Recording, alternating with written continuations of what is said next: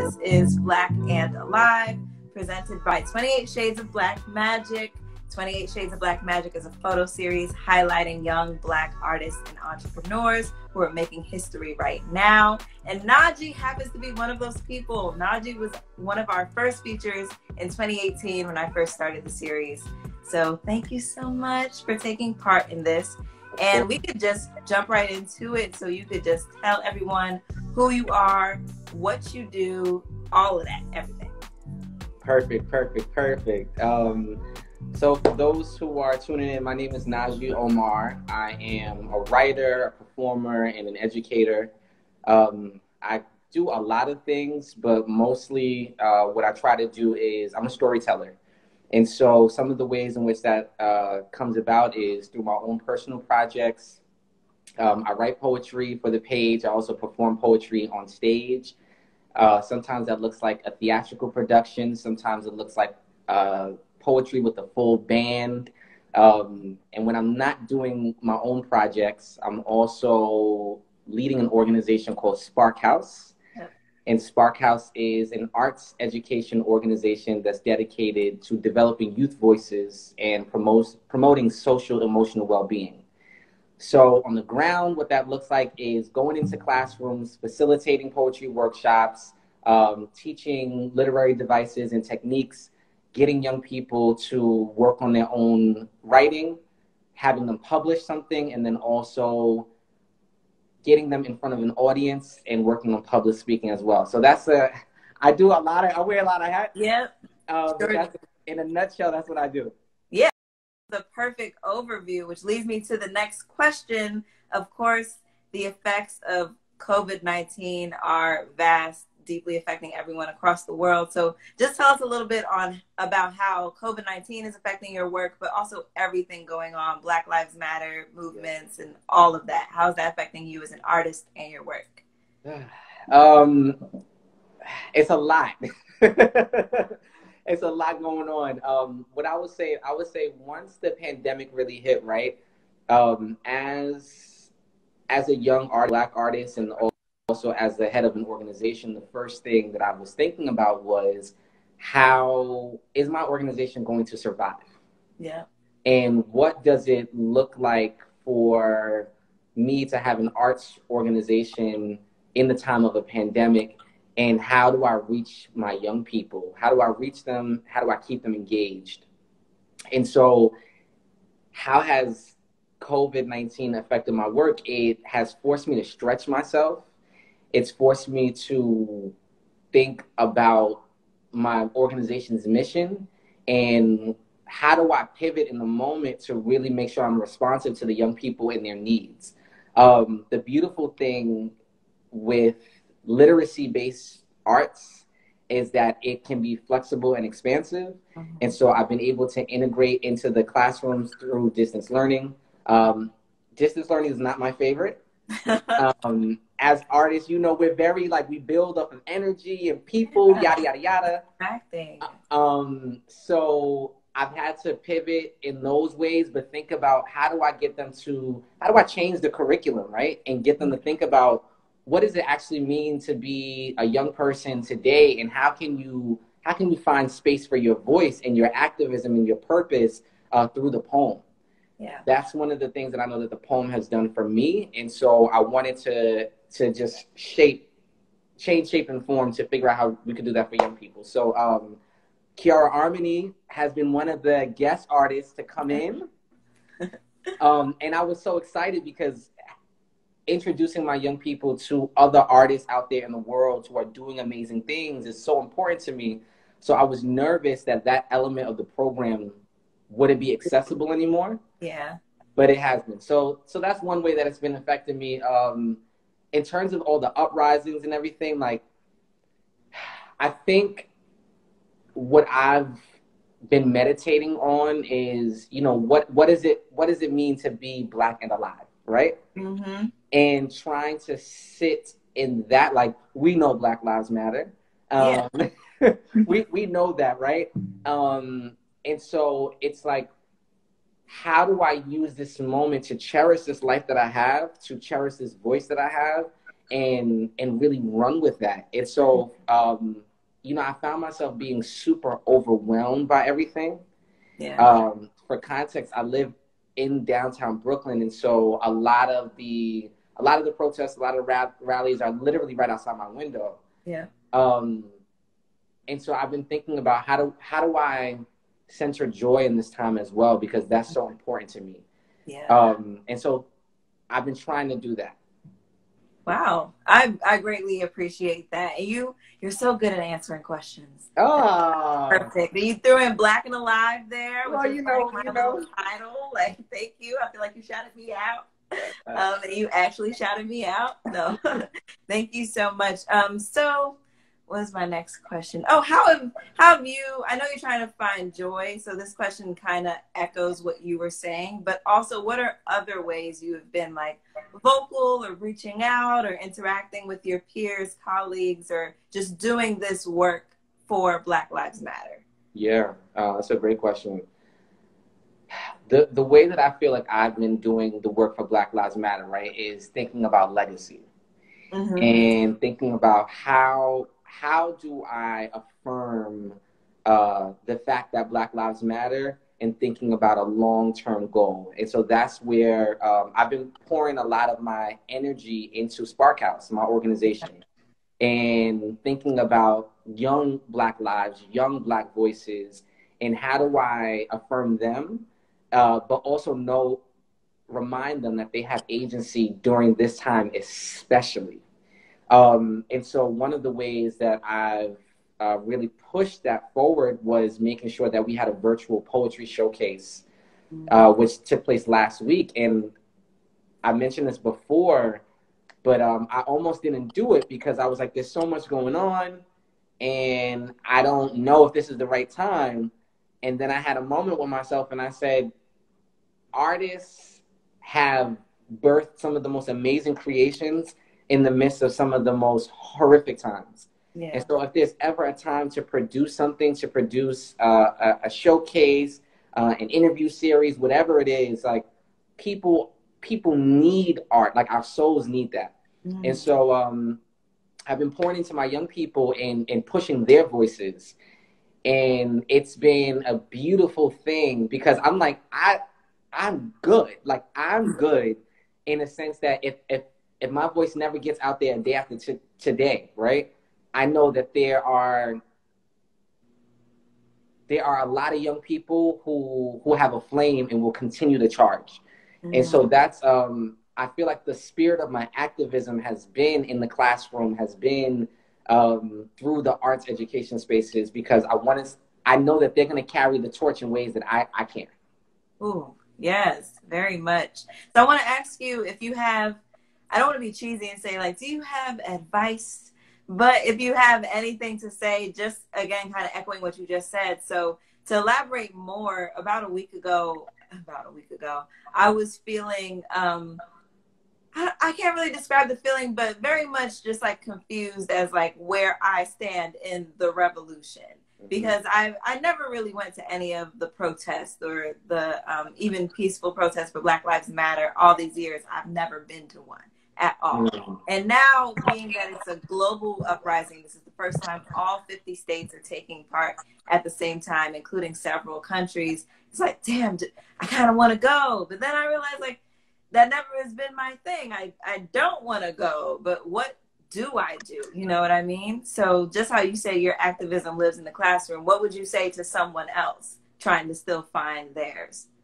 Yeah, I'm so happy you brought that up, right? Because I feel like there's so many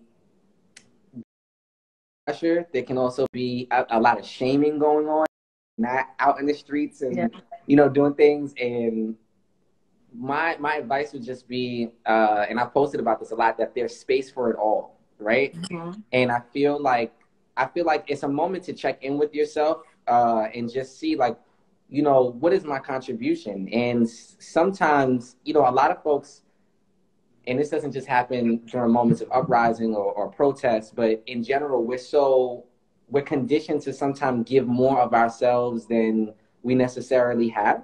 Yeah. And so I would just say check in with yourself, right? Check in with the people close to you, check in with your loved ones, And if you feel this energy and you feel like you want to be in the streets, then go be in the streets. You want to go, if you feel like maybe I'm not an in-street person, but I want to support the folks who are out there, whether it's with food, water, rest stops, opening space, if it's sending out information. A lot of folks have been putting together resource guides and Google Docs and all these different, using social media. Maybe a space of social media. So use that as a space of activism.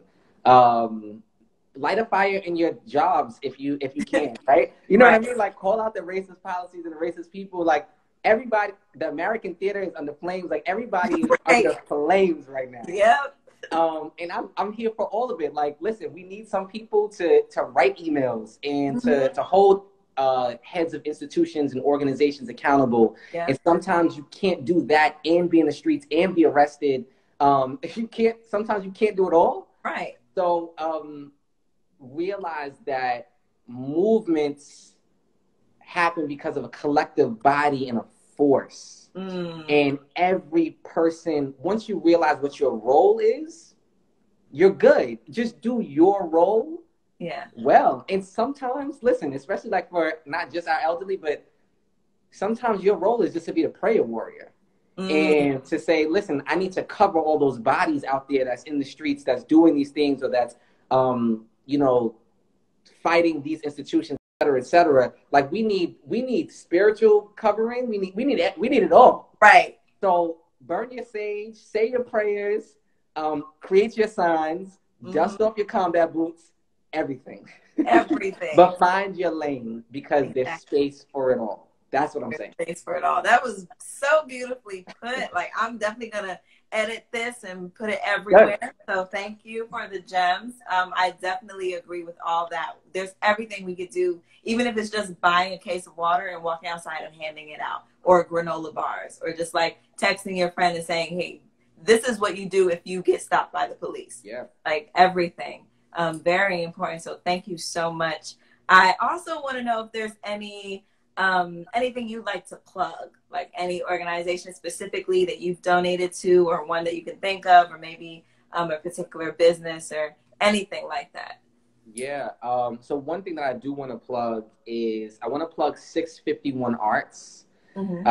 It's a Black-led organization, a Brooklyn-based Black-led organization that's been around for a significant amount of time and has a specific commitment to artists of the diaspora and also Brooklyn artists. I want to plug them because they are actually leading a new initiative called the Neighborhood Project that is specifically for Black Brooklyn-based performing artists. I'll say that again.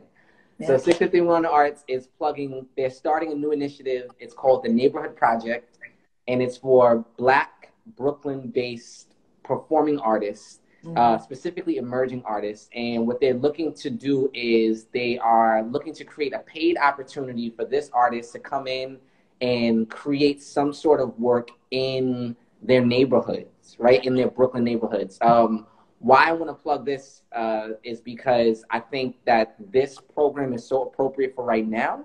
The application cycle is open. It'll be open through July 3rd. And then the residency will happen in the fall, and the public showings will happen sometime at the top of next year. But being an artist in Brooklyn, you know, we are right here in the epicenter of the pandemic. And Black artists, like, we need to respond to what's going on in the world around us. And it will be a dope thing to do it and be in conversation with our neighbors, right? There's been a lot of emphasis on hyper local right now. So I want to plug that, and any artists out there who are interested, please visit 651arts.org/neighborhood. Once again, that's 651arts.org/neighborhoods. Why do I know and care so much about this? Is because I'm curating it. Yeah. So please spread the word, tell your friends. And it's a paid opportunity. Artists will receive up to $1,500 in a stipend, and then also an additional $1,600 just on production fees for their work. It's a dope project, and I want to support our Black artists. Wow, that is amazing. And I'm so glad you just reminded me because I remember you posting about it before and I still didn't apply yet. But Yes, I was like, oh. And listen, I got emails going out. I've been doing 1,000,005 things, but I got emails going out. So yes, please, please. Will do. Thank you so much. So we really ran through this interview. You're efficient. What you want to talk about? I'm here. Like anything. Well, one question that I actually didn't get to last night, which is my fun question, is like, what is your favorite like Black anthem? Your blackity black ass song, like "All Right" by Kendrick Lamar, "I'm Black and I'm Proud," James Brown. Like, what is your go-to? You know what's funny? I know, and you sent an email right with this question in it, and I don't have an answer off the top of my head. I know something will come later. This does not fit in there. Okay, first of all, I love Kendrick, right? Mm-hmm. So anything We Gonna Be Alright is good. King Kunta feels very Black to me Ooh, as well. yes, yes. And that King Kunta will get me on top of a table in a public venue acting a damn fool.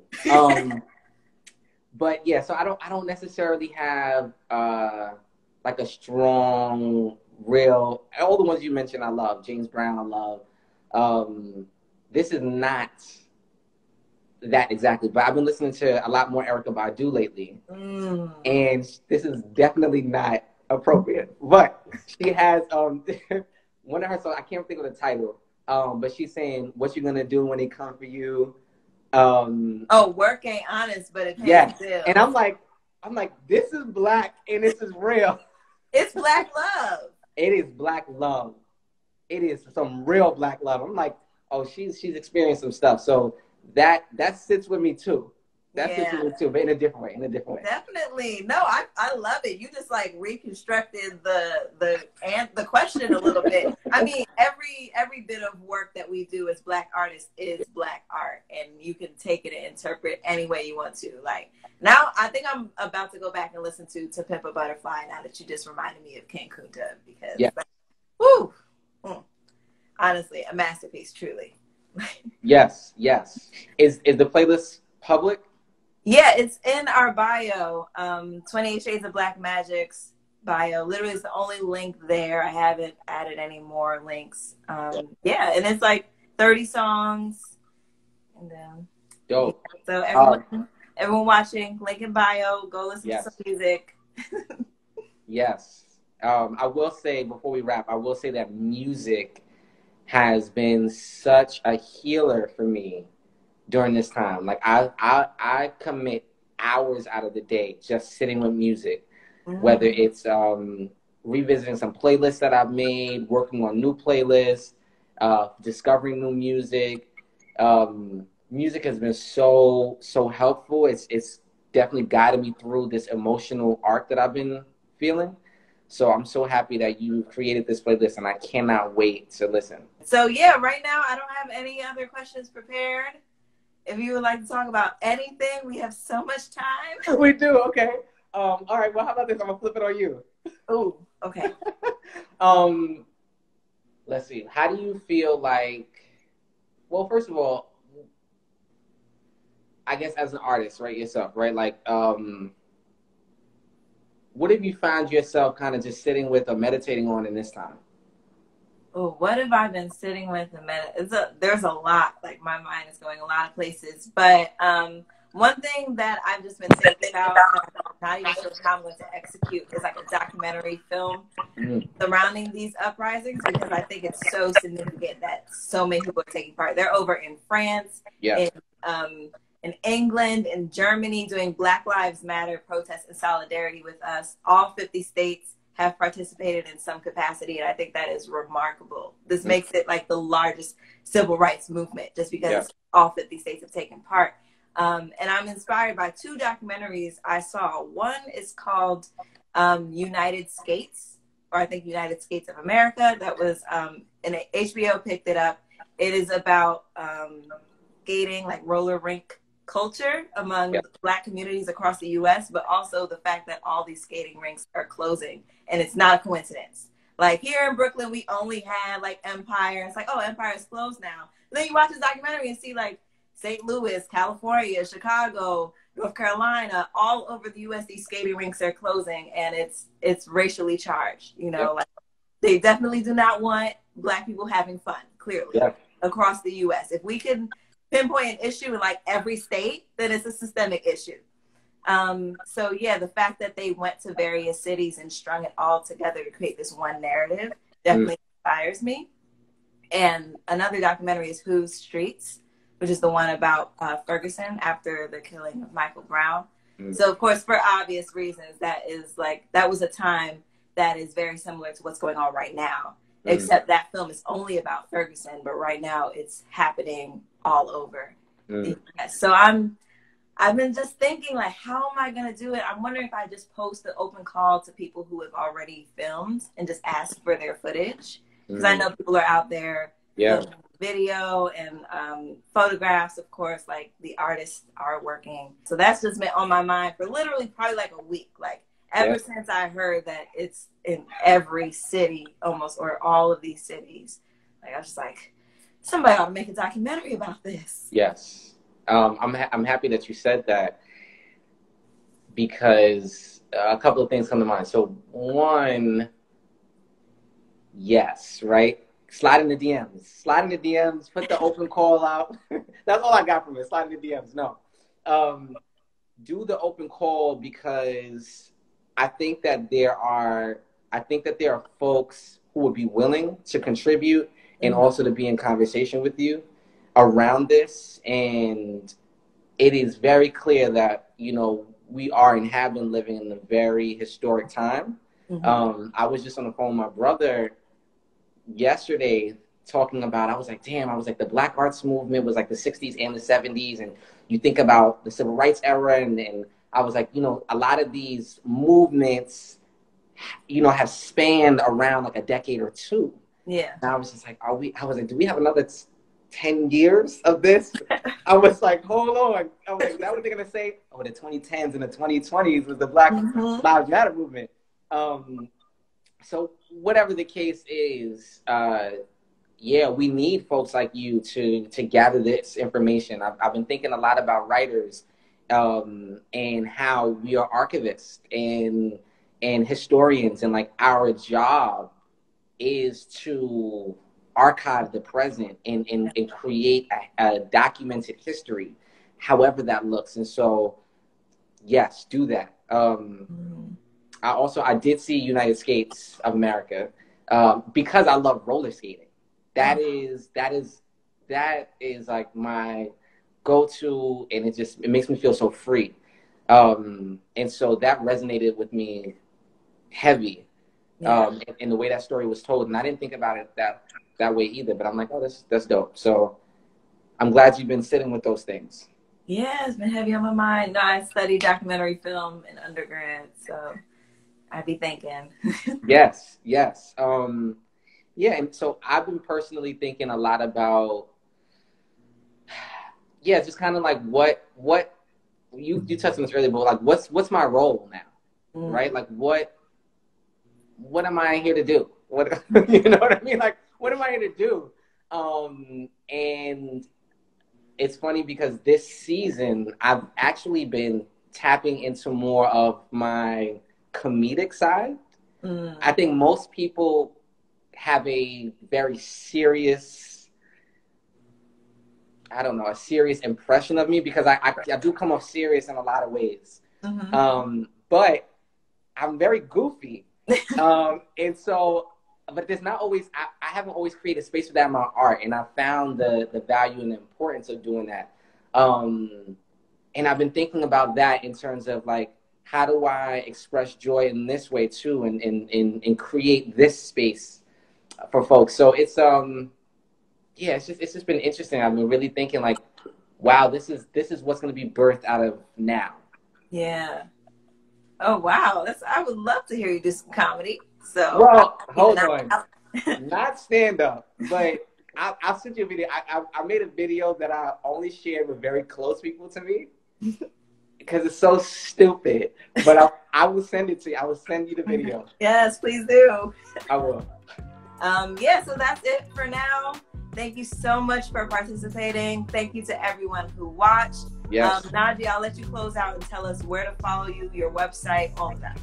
So first of all, I want to thank 28 Shades of Black Magic for having me. Thank you, Kearah-Armonie, for extending this invitation. It's always a pleasure and a joy to be in conversation with somebody like you, someone I respect and admire.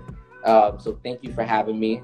And for anybody who is out there and wants to learn a little bit more about my work and the work that I'm doing in youth spaces or in communities, you can find me at NajeeOmar.com. That's NajeeOmar.com.